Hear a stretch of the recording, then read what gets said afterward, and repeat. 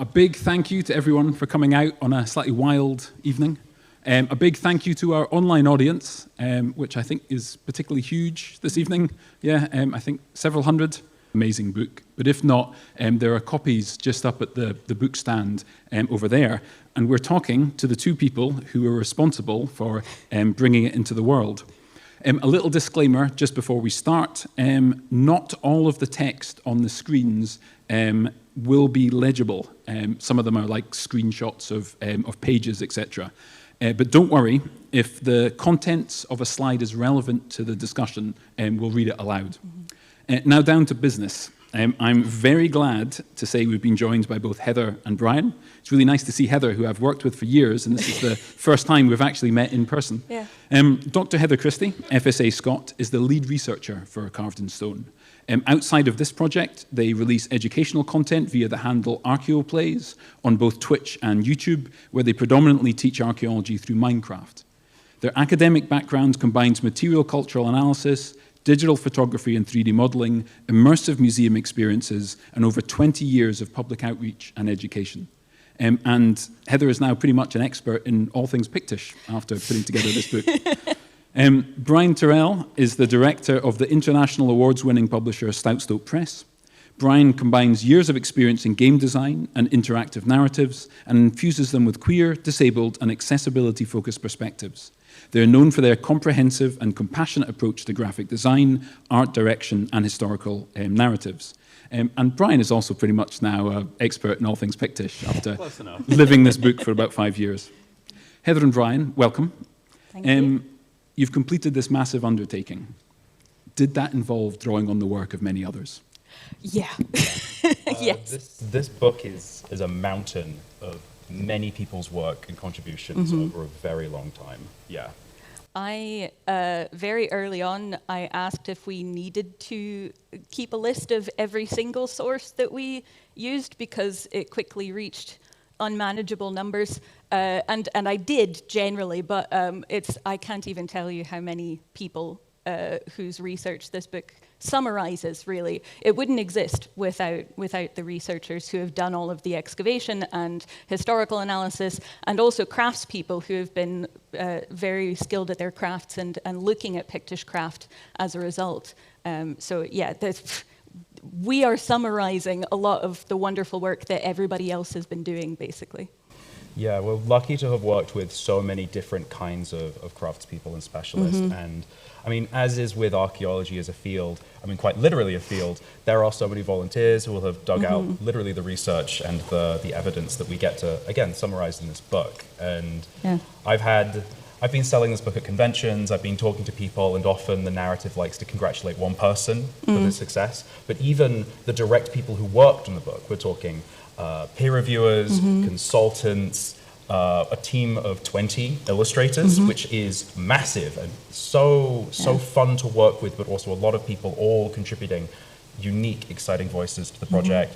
Obviously, editors and proofreaders. Yeah, it's that's not true. an effort shared solely between Heather and I. Yeah, not remotely. Yeah, it's been a massive undertaking. We're very happy to have it out in the world and to share it with people. Cool. It's been described in glowing terms by several of the experts whose work you've drawn on. And you can read some of those quotes on the book itself by scholars such as Professor Catherine Forsyth, Dr. Ewan Campbell, and Dr. Adrian Maldonado.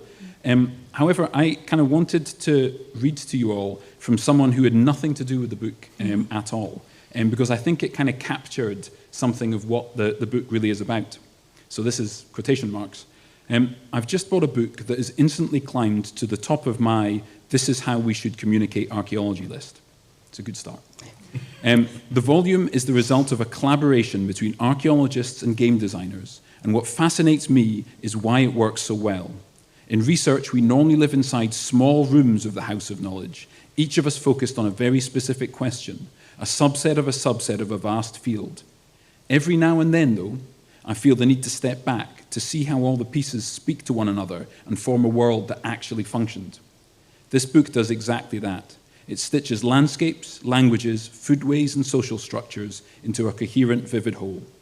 Even better, it does so through an approach that I find increasingly essential: Storytelling not as ornament, but as a way of thinking. And I thought that was a lovely way of just kind of setting the scene for our discussion. And a big thank you, if you are listening, to Dr. Girolamo Ferdinando de Simone, whose words I quoted. So that's what Dr. Simone has said about carved in stone. Brian, Heather, what exactly is carved in stone? I mean, carved in stone is both this book, quite literally in front of us, but it's also the project as a whole. And the project's fundamental goal is getting readers to get hands-on with history through storytelling of many different formats. That's why its title is Carved in Stone, A Storyteller's Guide to the Picts.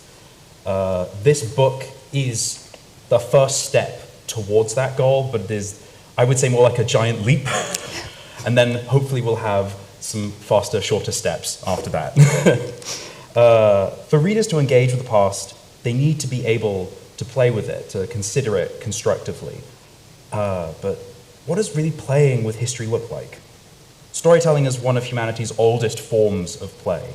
The narratives we tell to ourselves are how we see ourselves. We do it every single day. We do it through the news, we do it through literature, through cinema, through games, through music, theatre, and poetry.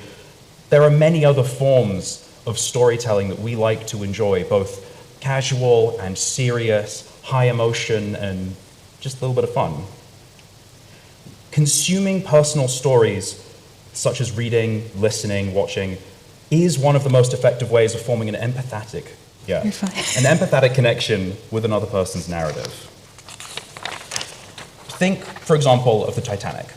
It is just one of any number of large disasters that have happened in human history. But when you bring forward a human narrative into that event, like the romance of Rose and Jack in the titular movie, or the perspectives of all the different classes, social classes, of passengers, as you see at the Titanic Museum in Belfast, suddenly what is an event, thousands dead, a ship sunk, becomes a tragedy. It becomes something that we can associate with, that we can imagine all of the highs and the lows of that event, and we can, resonate with. Consuming is a very fundamental way of engaging with the story of the past, but it's also quite passive. Like food, if you don't enjoy the taste of a meal, if you don't like the movie that you're watching, you're not going to enjoy the whole thing, and you're not going to engage with all of the history that underlies that story. However, helping people to tell stories, that is a really essential way to get people to consider the intricacies that go into the story itself. Whereas with consuming, you simply have it wash through you and over you, and if you don't engage, it passes by. With telling, you are engaged with the story. You are the story. And so you get to really think about how everything fits together. Every step of the storytelling process begs questions of the storyteller. Who? When? Where? And then every answer that you find raises more questions yet. How? Why? What next? By telling stories, we critically engage with, not just consume, the past. So as a project, Carved in Stone wants people to engage with the past, and we want them to do that through storytelling. So what do we need to give people to make that happen? I have a quote from one of my favorite authors, Ursula K. Le Guin. Write what you know. I was regularly told this as a beginner. I think it's a very good rule, and I have always obeyed it. I write about imaginary countries, alien societies on other planets, dragons, wizards, the Napa Valley in 22,002. I know these things. I know them better than anybody else possibly could. So it's my duty to testify about them.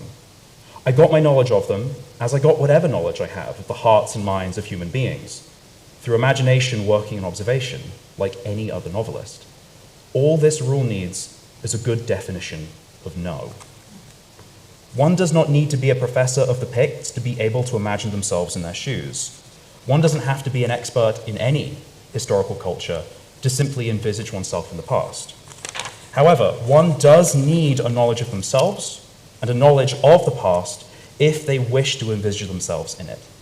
It is my belief that to tell stories about the past, we must have confident information that we can rely on, an understanding of the world with similar certainties that we hold today, including flaws, gaps in knowledge, and biases. Not every single person knows all things about their own culture.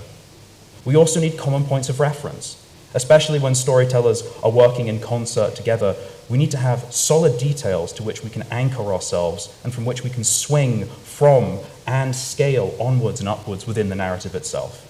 We need to understand what it is that we're talking about with the people that we're working with. And we also need direction. We need a guiding hand to show us what is possible and to invite us to go our own way eventually. To help people know a Pictish past, as Le Guin describes it, we needed to create an academic digest. I'm sure Heather would agree that Pictish academia is, by necessity, extremely specialist. Yes. It is, however, very difficult to access because of this. Most everyday people are disempowered to accessing specialist information. Or they're made to believe that their history should not interest them, that the people of the past were lesser and worse off, and that today we're better, and so they shouldn't look back. Simplifying nuanced discussions helps secure interest in the past.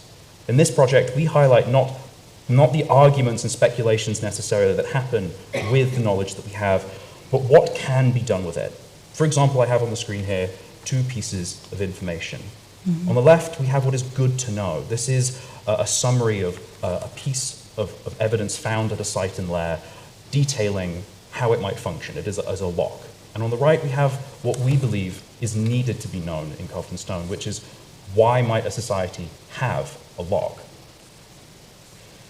Simplifying nuanced discussions secures that interest then.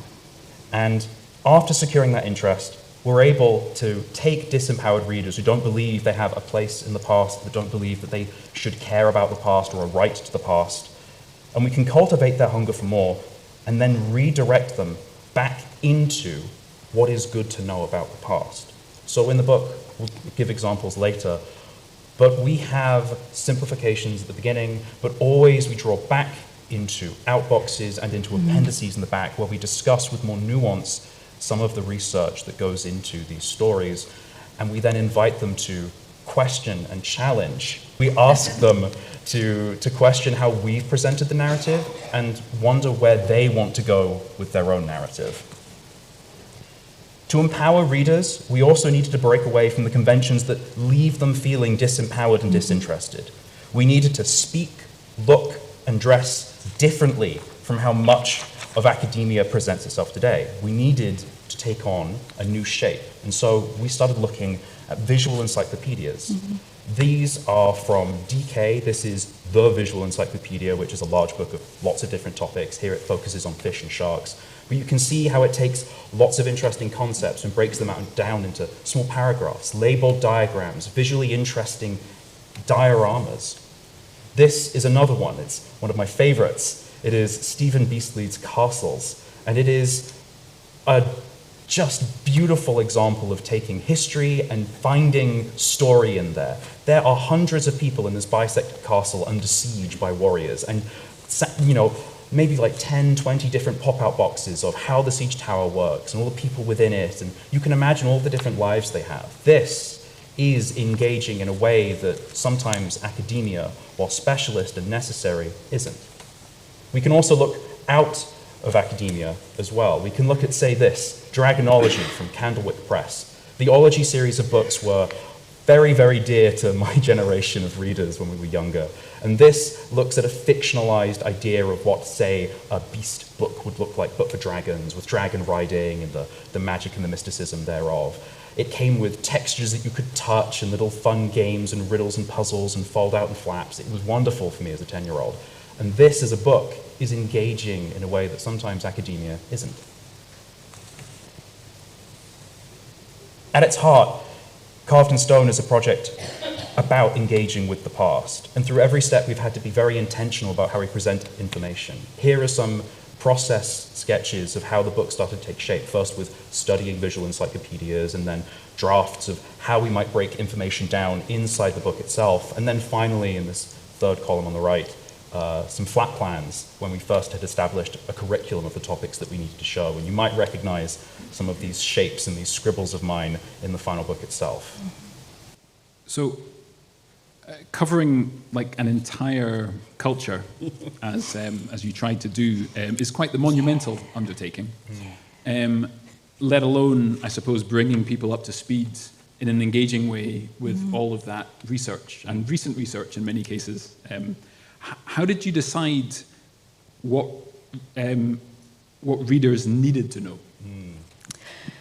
A large amount of lengthy phone calls between Brian and I, with a lot of mind maps, and basically Brian sort of listing out what is useful for storytellers to know, and then me going through and saying, well, archaeologically, in order to discuss this, we'd have to include this, or in order to put this into the book, we would need several pages describing, how things decompose, for example. So it started out with a mind map that I don't think anybody could read sense into anymore. And then it became my job to do the research.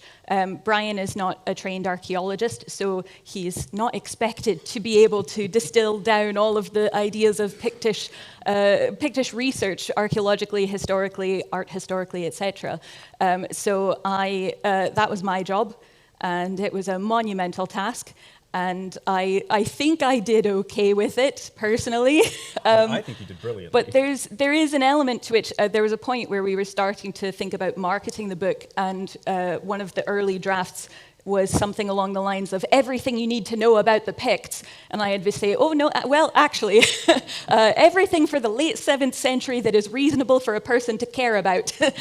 So we're not going to find Rhynie terribly much in this book, for example. Not because Rhynie's not important, but because by the late 7th century, which is when Carved in Stone is set, Rhynie is no longer really the power center that it was. So we don't focus on it in the book. I think we mention it a couple of times, but it's not focused on. And so saying that a book that doesn't include one of the major power centers of the Picts covers everything you need to know about the Picts, not exactly correct.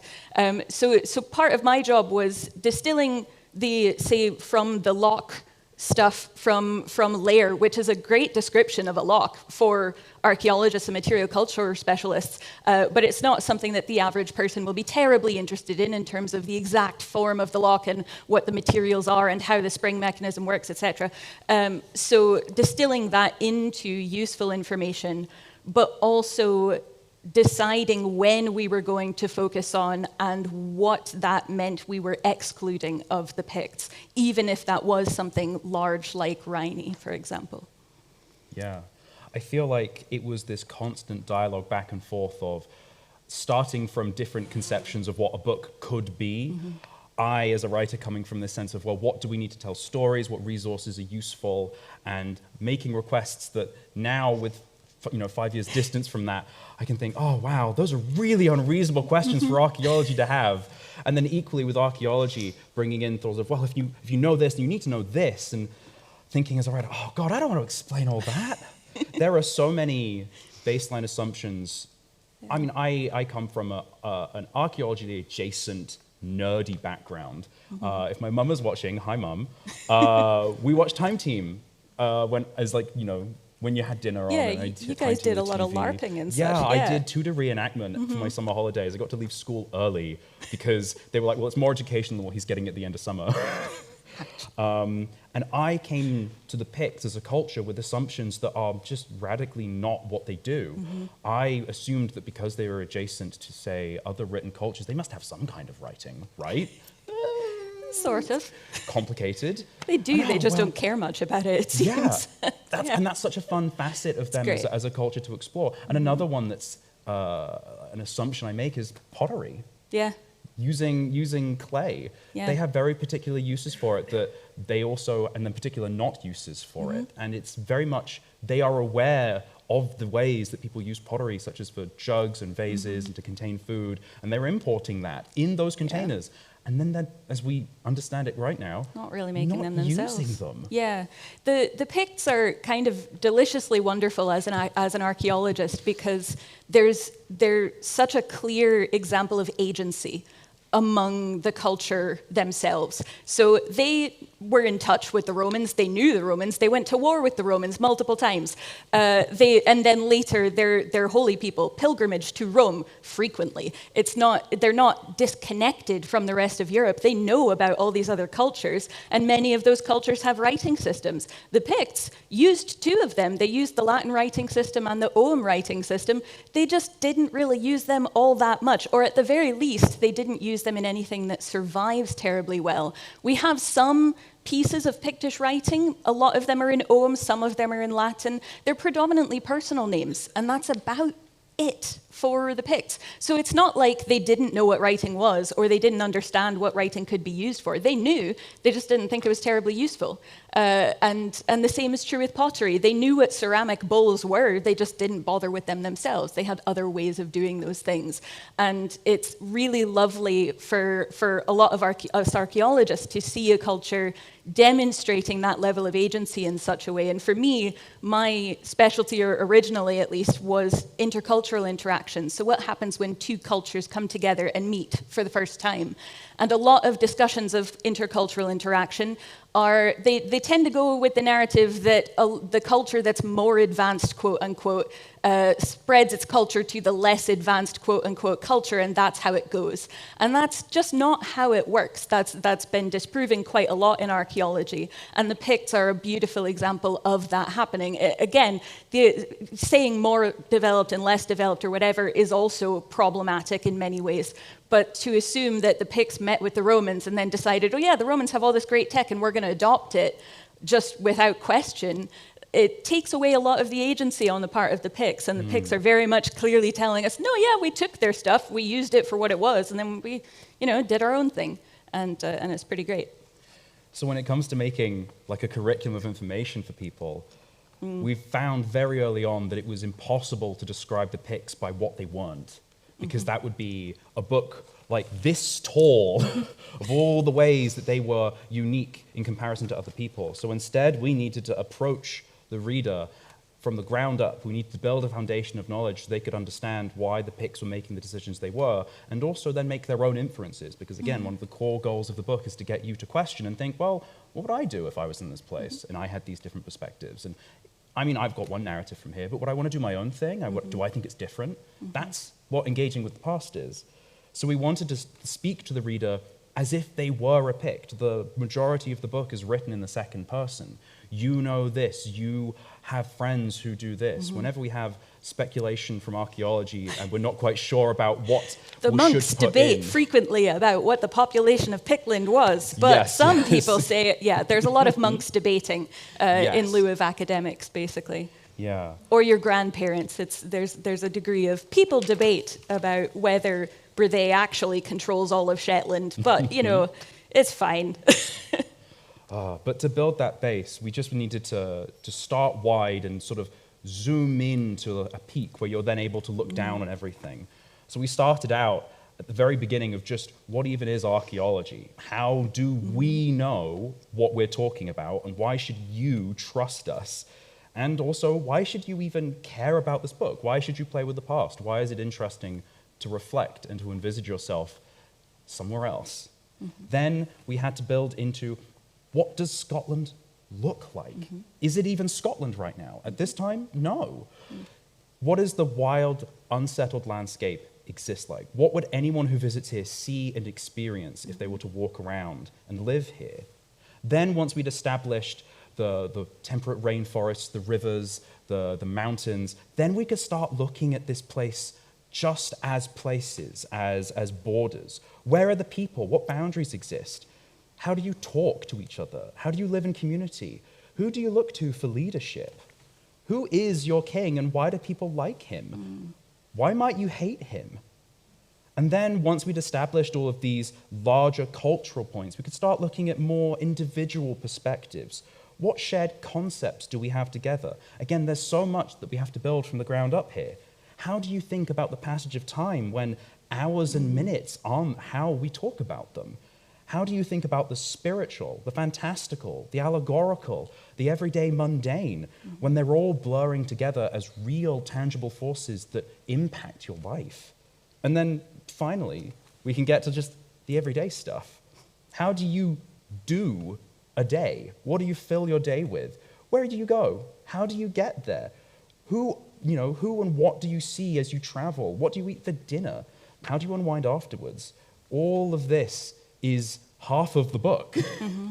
And then one of the last sections of the book is just all of the other bits. It's all of the context, the nuanced discussions, we've said this about Pictish lore, but now we need you to come here and actually look at what we've used to form this idea, and then what do you want to do with that? Would you pull it in a different direction? Would you do something else? The appendices are very much, we couldn't fit this in the page that we had to tell you about this, so here's all the nuanced discussion that we can give you, plus a representative sample of the sources that we used, not remotely all of them in the slightest, but as many as we could reasonably fit that are also relatively publicly accessible. But things like discussions of sex and gender identity, what do the Picts think of gender identity? That's a great question.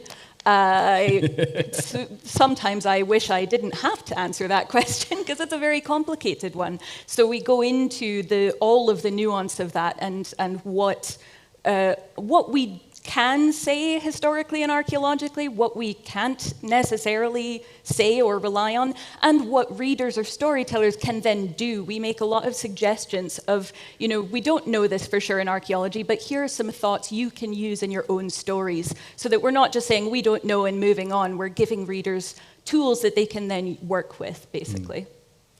I'm very tempted to drag this into an hour-long discussion of how you worked out the population in Pictland. I mean, I can tell you, I've got the maths. I know. Yeah, no, got the maths, and it involves boats. And we can maybe come back to that over the wine. Yeah.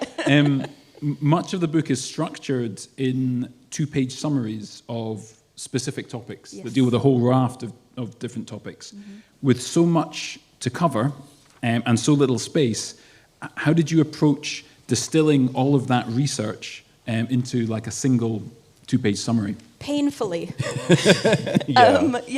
Painfully. There, we ended up, funnily enough, one of the first spreads that we did was, I can't remember if this was the diet, like the cuisine, what became the cuisine spread, which we'll talk about in more detail because it's a pivotal moment in the book, or at least in the creation of the book, or if this was like more the farming stuff. They were kind of combined at one point.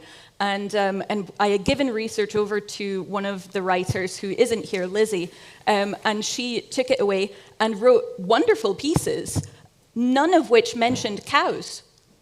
And cows, for those who are not aware, are the most important livestock for the Picts. They're incredibly valuable. They provide a lot of food. They're kind of a big deal for the Picts. And that was when I realized that writers, generally speaking, they like to latch on to the really interesting details. And so everybody having cows isn't that interesting, right? So she hadn't meant to exclude them. She just was picking out the bits that seemed really interesting and that readers would be interested in. And we realized that ended up excluding the things that the reader kind of really needed to know. So we had to rework to basically identify what a spread has to have in it, what information people must be able to find there. And then what are some things that it would be good to have, and then what are some things that are wishful thinking, if we somehow have screeds of time, which never ever happened, what could we put in there if we had space? But part of it too is also just limiting what we were covering. So one of the big elements of distilling the research that may appear in a different part of these questions, but I'm going to say it here and say it there again, is houses. So the Picts had a wide variety of housing styles, and many of the different types or shapes of houses are found on Shetland, Orkney, or in Caithness. And so we only have 2 pages to describe a Pictish house. So unfortunately, we don't describe any of those really cool house shapes that are in Caithness, Orkney, or Shetland because we simply don't have the space. It's something that if we're able to, we're going to put into a blog post or into something else because it's wonderful work. And Jennifer Allison did a fantastic PhD on it, chatted with us about Pictish houses. The issue is that we just didn't have the space to fit in every single type of Pictish house, unfortunately. So there are elements where we had to cut things. Well, there are many times where Brian and I had to cut things that either one of us or both of us really liked and were really sad to go. We're very happy with the book the way it is, but we also have loads of information that we could turn into blog posts and supplementary things as well. It's why I see this as not just a book, but as a project, because there are all of these things that we still are like, oh, we want to do this, and I'm going to go here, and there's this site that we want to do, like this whole adventure around, and all these stories and things. It's not just the book, but the book is really cool. Yeah, yeah. I think we were also going to talk about biomes with this. Yes, yes. Do you want to go straight in? Yeah. Sure, yeah. So one of the things Brian mentioned is that we had to show people what Scotland actually looks like. A large number of readers aren't from Scotland. They maybe have never been to Scotland. So they don't know that we have temperate rainforests in Scotland and that those are a thing. And they don't necessarily know what those look like. So with biomes, we had to choose.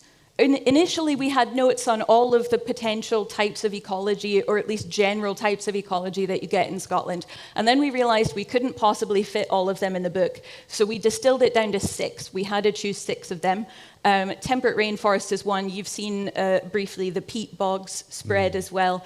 And then we've got heathland, coasts, mountains, and lochs. There we go. So each of those has really beautiful artwork by George Othwaite. George Othwaite did the illustration or the digital painting on the left. On the left. And then LMA did the small line drawings. Single color line arts. Yeah.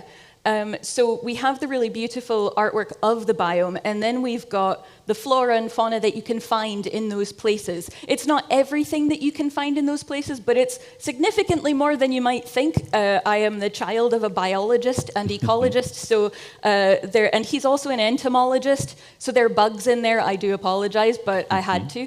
There was one point where I realized that I didn't have a single hoverfly in the book, despite hoverflies being very important in the cairngorms, so hoverflies are in there, I promise. But there's also mushroom stuff, because as the child of an ecologist, you also meet a lot of people who care a lot about mushrooms, and you want to keep them on your good side, basically. So there's a lot of mushrooms, a lot of plants, a lot of animals, and animals of as many kinds as we could fit. And the temperate rainforest, it goes through the various types of temperate rainforests that exist in Scotland and what they looked like in the Pictish period. And I think there's bits in other places talking about how they look today and how they're conserved today. Following on from that, we then have 3 microfictions. Actually, you should probably talk about the microfictions. Yes, well, I'll go to extra slides as well. So we have, each biome has a large digital painting of the space itself. As Heather says, there's rich ecological information in there, which is important to understand. How does a space work? How does all of the animals, the fauna and the flora, how do they blend to make this specific kind of biome unique? And that is very useful information, but then we have these short fictions, always accompanied by small illustration. And these short fictions add in that more human element to understanding the space, where ecology is often thousands of trees and hoverflies and frogs and mushrooms. The microfictions add that human element of maybe a person, maybe an animal's narrative, maybe how the land itself might feel or imagine itself. And they start to build concepts of how the Picts, as we believe, might have seen the world itself. We also have extra short little snippets of fiction. Here are an example where these are just a sentence. They're unfinished scenes that you basically would conjure into your own imagination, and they give you examples of where you can go with this. Something you can jump off from, yeah. This is another example of the biomes. This is heathland. And so you can see here that the fictions change on the page by shape. Here, for example, this is a story about a river goddess and how it sort of mimics that sort of maiden, mother, matriarch imagery, where at the very beginning of the story, this is a babbling brook that is rushing downhill through the peat, and then it turns into a river, strong and coursing in that sort of mother form, and then it becomes matron at the end as it becomes part of the firth that washes out into the ocean. And as its consciousness dissolves, it is then drawn back up on wind as rain and cycles back to the start of the story. The layout, the text, the shape of it reflects the story itself. And all of this starts to build as we move through the biomes, this understanding of the land as the people here might have understood it themselves. Yes. The other thing that we really wanted to do with biomes, and some of you, particularly ecologists, might be wondering, why have we only done half of the spread on the ecology and then had so much space for stories? And part of the reason for that is that this is one of the first areas where a reader looks at the kinds of stories they might be able to tell. So each of these microfictions is told in a different way, with a different voice, a different style. So it's not just providing stories within the landscape to situate readers in that space. It's also showing them different styles of storytelling that they might adapt for themselves, which also signifies to readers, whatever kind of storytelling you're thinking of doing with this, it's okay. There is no right or wrong in terms of the kinds of stories that you can tell with the data in this book, or the information in the book. Data sounds impersonal. Yeah. The stuff that we say in the book. As you were speaking, it gave me flashbacks to that book, Flora Celtica. Yes. Which was fantastic. Flora Celtica is wonderful. Yeah. For those ecologists and non-ecologists in the audience. It's unfortunately out of print, but you can find copies for reasonable prices every now and then. Flora Celtica is a wonderful tome really, of people's relationship to plants in Scotland, and how those relationships have changed over time. So pretty much any of the information that we didn't get from the various wildlife and ecological organizations within Scotland is from Flora Celtica in this book. So I highly recommend it. It's a great Christmas present as well for the ecologists in your life, if you can happen to find it. I recommended it to my dad, and I was very jealous. He found it for about 15 quid. Wow. So I told him it was a birthday present. It was great. Yeah, I highly recommend Flora Celtica. It's fantastic. It pairs as a Christmas present very well with carved stone, I suppose I should say. Sure, yeah, you could, absolutely. It also has recipes in it, which is great. Yeah. Moving on from singing the praises of Flora Celtica, I suppose. A lot of archaeological research, and therefore Pictish archaeological research, can feel, and we've touched on this a little bit already, impenetrable to an average person coming in to kind of like discover the past, if you like.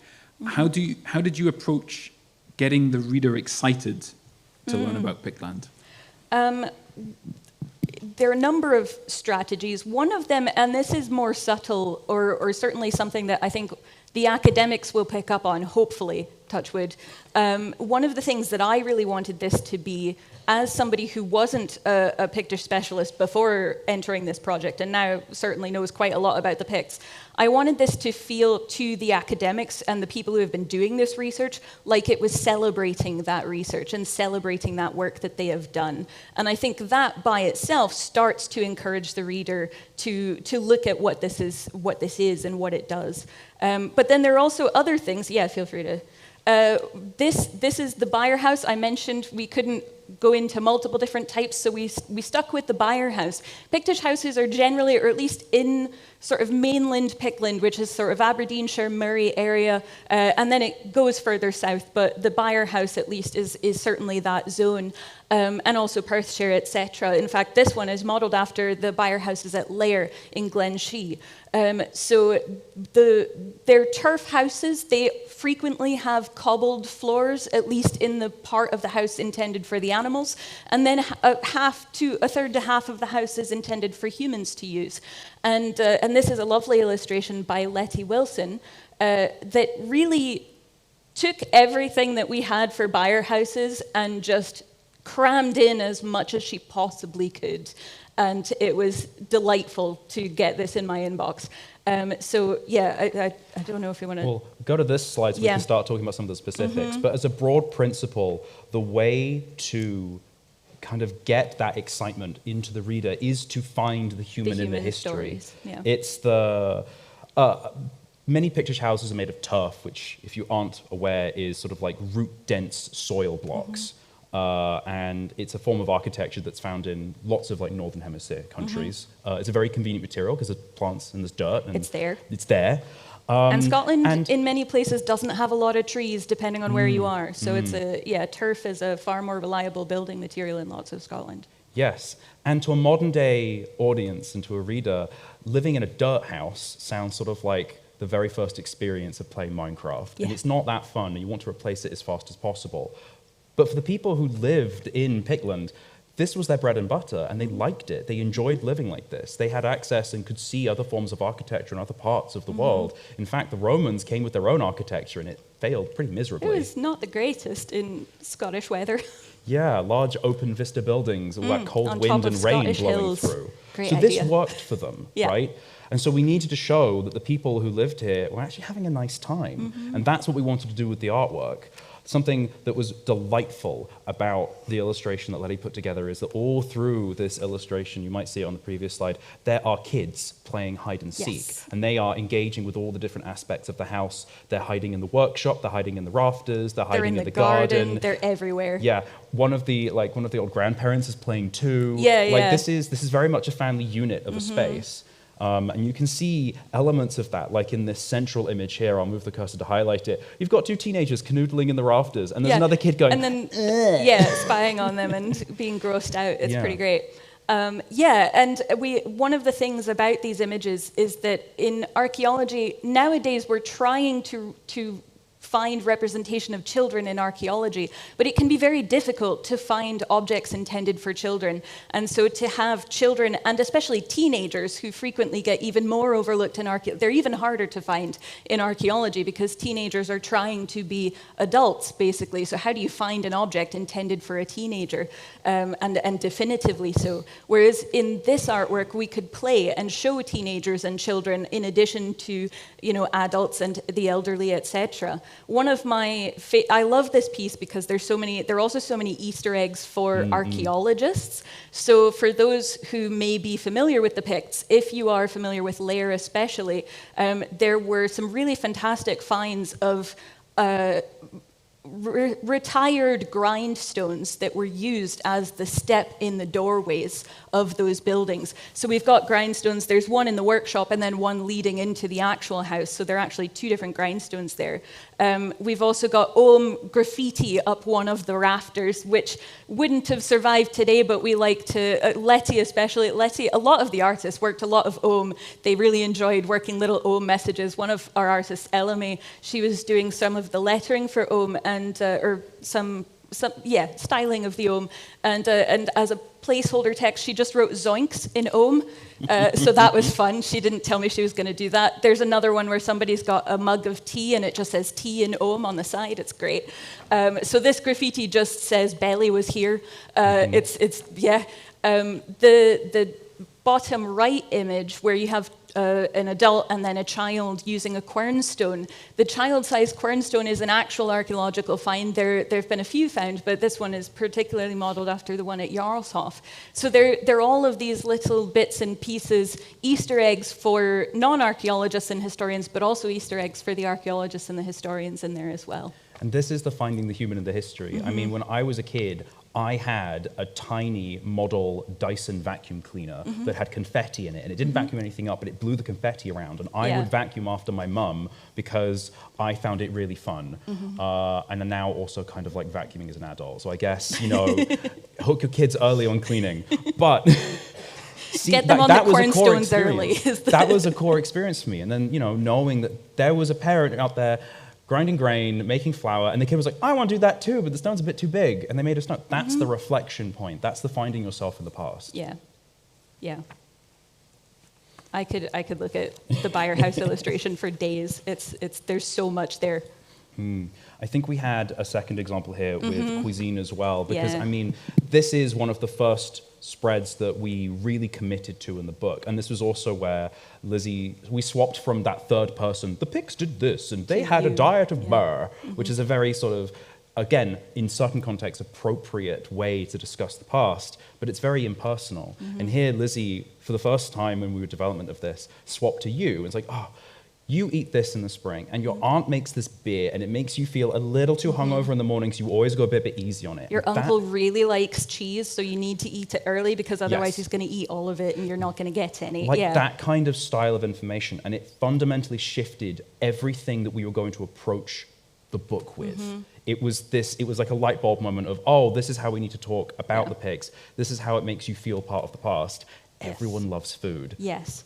This spread also, because it was one of the first ones that we were doing, we were sort of figuring out how to make these spreads. And in the middle of it, I happened to go to a lecture given by Peggy Brunache, who's also a fellow of the Society. And she works predominantly with looking at slave and slave-descendant communities and their food culture, their cuisine. And one of the big questions she asks is, when we talk about cuisine, why do we only think about certain cultures habitually having this term cuisine applied to them? Why don't we think of the cuisine of slave and slave-descendant communities? We're more likely to talk about their diet instead. And there really isn't a reason that they can't have cuisine. Of course they have cuisine. Cuisine is just cultural practices around food. So everybody has them. And admittedly, when I went to that talk, this spread was called Pictish Diet. And I came home and was like, right, okay, we need to change this. Yeah. So this became cuisine, and then it spread throughout the rest of the book. We realized a lot of the titles were more impersonal than they really could be. And so I think Pictish houses or something became home and hearth, for example. Yes. So a lot of the titles are with Peggy's work in mind. That conversation around cuisine also then brought in, again, that recontextualization of everything we need to know. So much of what we know about gathering food and assembling a meal comes from a very 19th century onwards understanding of farming and of the kinds of crops and grains we have. But Scotland had a very, very rich foraging culture before all of that, and all of those ingredients would have folded into the foods that were being made. Being able to discuss that positively, affirmatively, of you just do this is how you go it. Oh, there's another spread we'll see, I think a little bit later, of Feast, or we might have seen it earlier. It describes, you just go down to the beach and you kind of catch whelks out of the sea, and the piles of shells are so high, that's how you know the spot's good. Yeah. Like that as it's a casual experience a friend relayed to you is so much more impactful than the diet of the Picts involved seafood. Yeah. You know? Yeah. And I should say, Peggy Brunache's lecture that she gave to us at the Society is available for free on our That's website. very true. Yes, that's very true. Yeah, just as it's another great. little sidebar. Absolutely check out Peggy's work. It's phenomenal. Building on that, Pictish scholarship is, I suppose, by the nature of the material that we recover, speculative. How did you navigate around areas that most Pictish scholars are less than confident to talk about? Yes. So in academia, archaeologists at this point, by and large, are very comfortable saying, you know what, we just don't know the answer to that question. And then we move on and we leave that hole wherever it was, just because we don't necessarily know. We're going to try to find out in the future, of course, but there's certain things that we just don't have the evidence for yet. The problem with storytelling is that you can't just have massive gaps in the narrative or massive gaps in the story. So what do we do? And really, for me as an archaeologist, it became leaning into that uncertainty. Well, okay, maybe we don't know what it was, but what are some reasonable possibilities that we can suggest to readers, for example? And how can we phrase that uncertainty in a way where readers get that not everybody agrees on this, but also they don't think that any one thing we're saying around it is absolute fact, for example. But in a way that doesn't bring them out of this narrative of and this immersion of existing in a Pictish culture. Yeah, I think one of the largest areas that we, especially at the early start when we were devising the curriculum of what do we need to know, how do we need to show that on the page, how many pages do we break that into, we have so many spreads that we can afford to print in the book and get artwork for, because the budget very much informed also the amount of content and the length and depth that we went into subjects, knowing how much we could afford to pay artists as fairly as possible. Pages, yeah. So knowing that as our limit for, say, we've got 6-8 pages on religion as a concept, how do we address all of that? Yeah. Yes. So in this period in Pictland, Christianity is effectively, you could say it's the majority religion in this period in Pictland.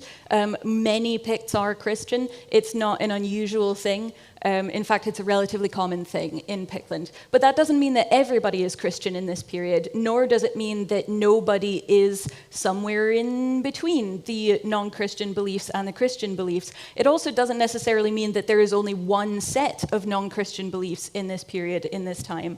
So how do we navigate that? One of the things we could have done, there isn't a whole lot of information on Pictish beliefs prior to Christianity, in part because the Picts didn't write stuff down, as I mentioned at the beginning. They wrote down personal names, but they didn't write a whole lot else.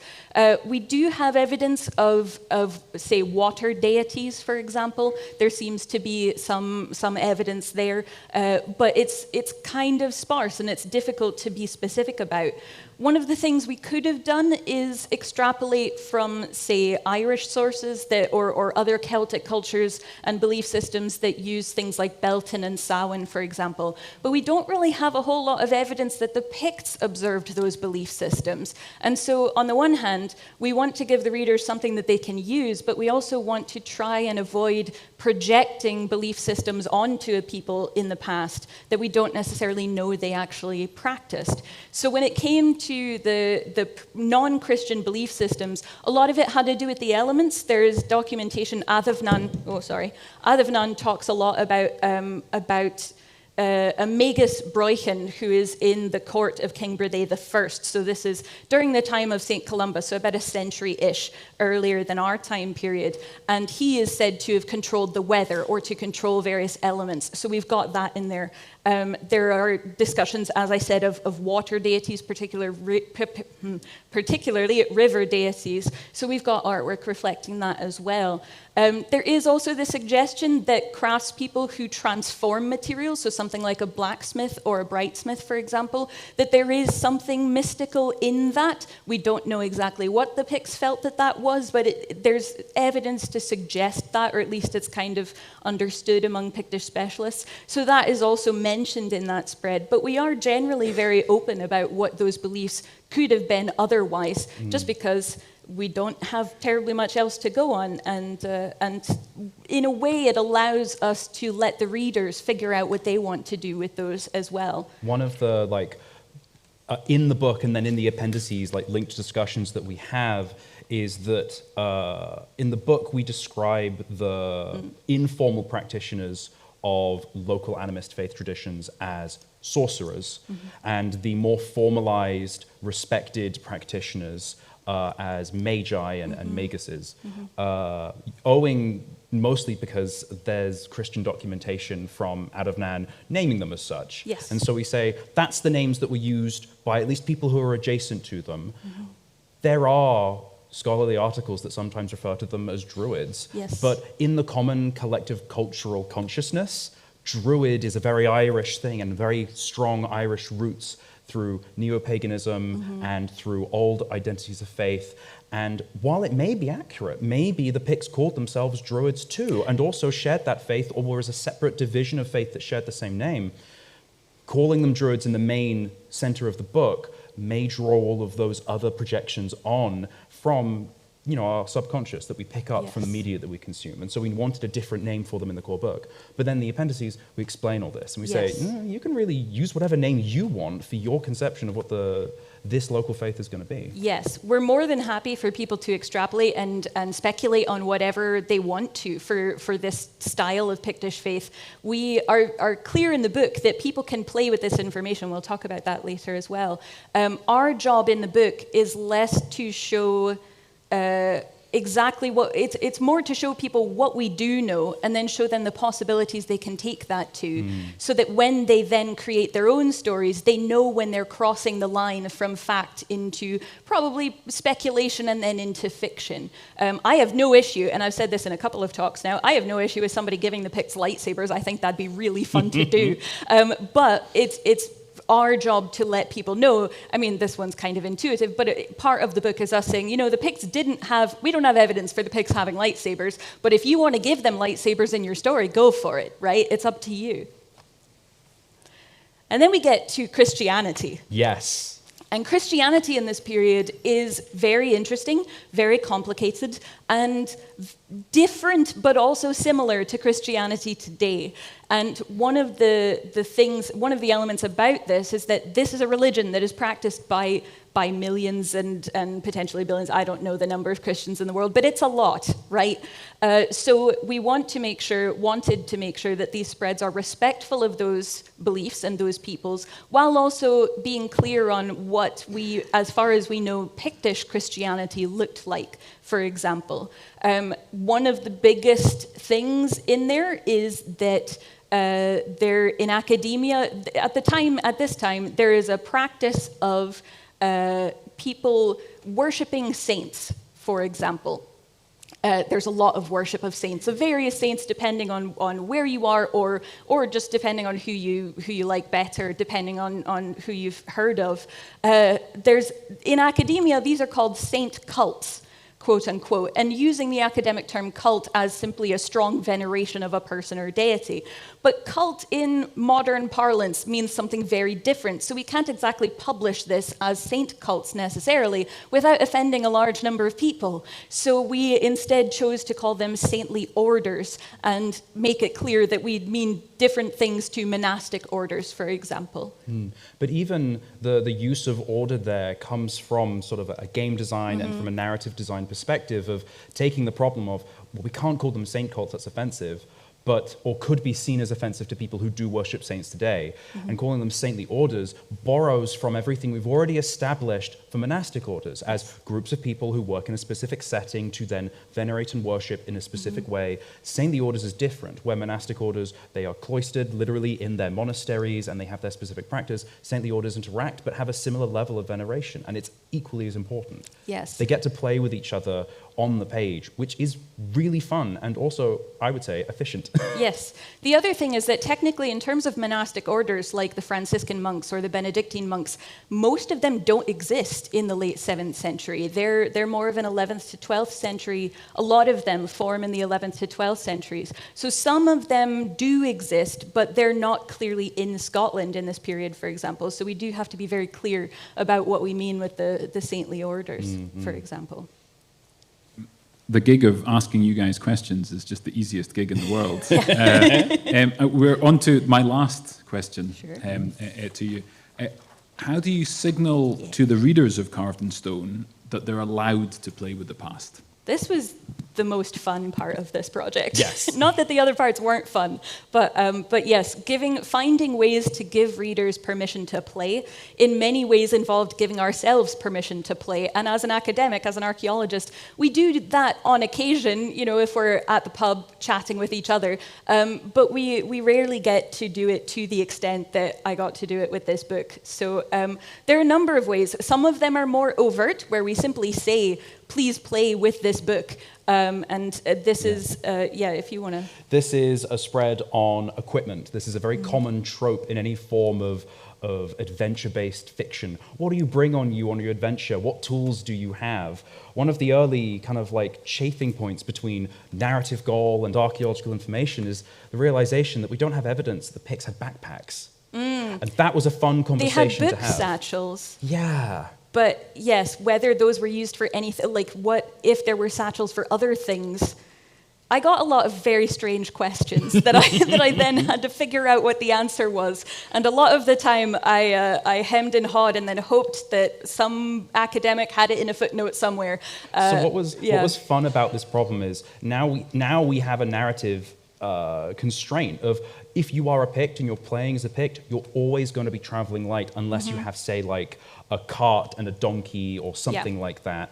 Do they have donkeys? I'm not even going to claim. We can say ox. Yes, ox. Ox is what I put in the book. Oxen. Even now, you've got like the cultural background of like imageries of things that come together and it just comes out. They're aware of donkeys, certainly, because there's Pictish art that depicts donkeys, but they're predominantly in a Christian context, so it's a Christian narrative. So whether they actually had donkeys or whether they knew what donkeys were and just didn't use, it's a whole thing. So to come back on track, what happens here is we have direct instruction in the text itself of how to pack light, what could you bring with you? And we have, say, maybe game mechanized forms of roll tables of, if you have a tool, you might have one of these 6 different tools. But we also see in the artwork a broader image of what it looks like to travel as well. All of these people on the right-hand side of the page are different examples of people who are traveling and the sorts of things they might bring with them from different walks of life. And here on the left, we have someone who has brought way too much, which I think is a very common lived experience. I love the dog in that, just looking at the person being like, what are you doing? This is too much. It's a great little dog. So we see here you've got advice specifically in these outboxes where we talk not to you as a Pict, but to you as a reader and as a storyteller of, we have evidence that suggests this, you might want to consider this. These little stone slates appear throughout the book of where we haven't quite been able to stay in character, so to speak, just to say, and you might want to know, or a Pict wouldn't know this because it's in the future, but this is really cool. But then also we have an example here of, what might different kinds of craftsperson bring with them as they travel, glass workers and metal workers and stone carvers and woodworkers and all of that. Yeah. And then some of the methods we have, I would say, are a bit more subtle. This is all of the kinds of places that you might pass on your way to another part of Pictland, another settlement. And this is both, again, engaging, showing information, demonstrating to you what these places look like, which saves on text, describing what a crannog looks like, and the architecture and construction of a crannog could take whole books. That's what a PhD is. But here we have the delight to just have a beautiful image, which is just so charming and wonderful. And then we can focus on the narratives that are involved in there. And here again, we've got examples of there are crannogs. These are the kinds of crannogs you can pass. This is a typical crannog. And then here's 4 examples of stories that involve crannogs. The crannog that you pass is abandoned, or it's ancient and falling apart, or it's been recently refurbished, which is something the Picts did a lot. Or it's growing. There's another one being built. They're trying to expand out and work with what they had. Yeah. Yeah, I also really like that spread because it works in sites from other periods of Scottish history as well. So one of those panels is Clava Cairns, for example. Another is Neolithic rock art. Another is a broch, which the Caithness Broch project was very excited about. So we're glad that we could make them happy. So there's loads of things here, and they are, for the most part, actual sites that people could go and find in Scotland. Yeah. On the point of subtlety as well, a lot of the play comes through representation and the speculation of archaeology coming through in the artwork. Here above we have examples of the different kinds of people you might meet as you travel around Pictland and pass on the road. And here we get to show all sorts of shapes and sizes of people and professions and walks of life pushed together, and that incites you to tell stories. These are all of these different things that are going on. And again, with this wonderful banquet artwork here, you get to see what does a big raucous party look like that gathers 1 or 2 or 3 villages all together in one space. All of these things going on. Yeah. Another aspect of that sort of subtle representation that invites you to sort of tell stories and to play with the past is by, again, affirmingly dispelling these misconceptions we have about the past. Here on the left, we have artwork of the Isle of May, first at a distance, and then there is also a small illustration of someone being helped. And the Isle of May, for me, is a favorite story. I mean, a shared favorite story, because you were the one who introduced it to me. Yeah, it's great. If you great. want to take over, please. So the Isle of May, it was a monastery on the Isle of May that, as far as the excavations have uncovered, really catered to a large number of disabled individuals and chronically ill people. There's a teenager, a 16-year-old, who had congenital syphilis, basically, and he survived until the age of 16, which is an impressive thing for that disease. And it seems, based on his remains, that he was well taken care of at the Isle of May. There's also one of the earliest cases of cancer, is it pancreatic cancer, I believe, in the UK, found at the Isle of May. There are a number of different, there's also an individual that had hydrocephaly, for example. So it's clearly people who are rather ill going to the Isle of May and being treated. And for those of you who maybe are familiar with the Isle of May or are looking it up as we speak online, it seems like it's out in the middle of nowhere, it's out in the ocean, but it's actually at the mouth of the Firth of Forth. So it's a throughway of seafaring peoples, and the Picts had boats. They were going up and down this place all the time. It was not out of the way for the Picts or the Northumbrians, who also would go there. I've wiggled my mouse cursor over where it is on the map.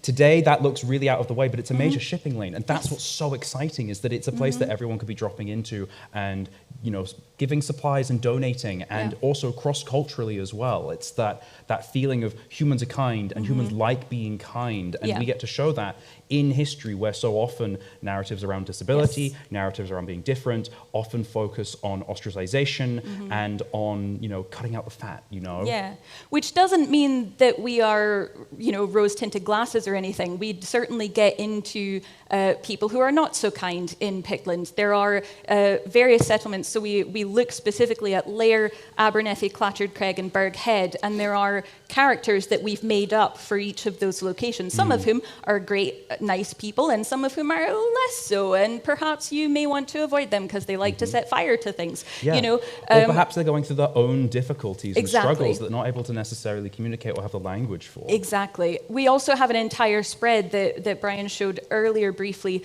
for King Brethay. He is the King Brethay III, or King Brethay MacBelly at this time. He is seen as uniting Pictland in many ways, but also is listed as having deleted the Orkney Islands, which you don't use a verb like deleted if he's being kind to them, right? It's also one of the two things written down about him in the annals of history. Is the battle that he united Pictland with, and the deletion of Orkney. And if the uniting of Pictland is equal to the deletion of Orkney to be written down, yikes. It's a lot, So we have that in the book. So just to say, we've been talking about a lot of really positive things about the Picts, and there are a lot of really positive things. They're also negative. The Picts are human. So there are going to be all sorts of different stories, and some of them are going to be nice, and some of them are going to be not so nice. Yeah, and then I think one of the final ways that we get to have a lot of fun is just to really play. We have these section openers for every chapter, and I love these illustrations. I'm so genuinely pleased with them. This is on the left, we have a larger focus on the one that opens on what is archaeology. And it's this sort of faux Pictish style, which references quite closely Pictish artwork, but then we've got a poodle against a dog, and we've got a Pict with a mohawk, and someone checking a phone, and then a Pictish beast speaking into a microphone for a podcast. Yeah, it's great. History is malleable. History is an ongoing story that we are telling, and it's always being updated with more information. And on the right, this is the opening to the appendices. And here we have Pictish, archaeologists working at the desk and drinking their coffee in the similar style. And there is an archaeologist there saying, "Man, I wish I had more funding in Ogham or with the Ogham script." It's this, again, you don't have to emulate 100% one-to-one what we find in archaeology to be able to have fun with and to play and to project and to envisage yourself into the past. You don't have to have a PhD and a postdoc and a whole team to tell stories here. I mean, this isn't a standard that we hold for any other period of history. Yeah, I love these illustrations. They're some of my favorites in the book. It's hard to choose favorites. I like a large number of the illustrations in the book. But yes, the archaeologist saying, "Man, I wish I had more funding" in Ogham is, I wasn't aware that was happening until the draft came through, and then I was cackling for a while. So just ways of showing the reader that it's okay to play with this and okay to have fun. There's also one of the subtle or overt ways that we do this as well is there's a story, a story of a bilingual child who is maybe 6 years old and trying to get their parent to tie their shoe. Yeah, it's this one here. And they're mixing Pictish and Cumbric. And their parent says, "Right, you need to keep them separate. You can mix them when your cousins are here, but you need to keep them separate otherwise." And the Welsh, the language that's used that we say is Cumbric in the story is actually modern Welsh. So it's a sign to modern Welsh speakers that it's okay if you don't know what Pictish, what the Pictish version of this is, or what the Cumbric version of this is, or even the Old Welsh. I don't speak Old Welsh. That's okay. If you're telling your story, you can use modern Welsh in your story, and that's perfectly fair to do. And this is also, I think, a nice way to round our talk with that human in history moment, because this is actually an anecdote that my French teacher told me when I was like 12 in his class in year 8. He came in and he was English and speaks fluent French, and his wife is French, and so their child is bilingual, and she was mixing English and French into franglais. And that story has stuck with me. Now I am 30, and it is an example of this has always been something that exists, and it's also one of the hundreds and hundreds of people who have in some way contributed to this book, even if they don't know it, even if they're not here with us anymore to know, we still cherish everything that has gone to form this as a project. Yes.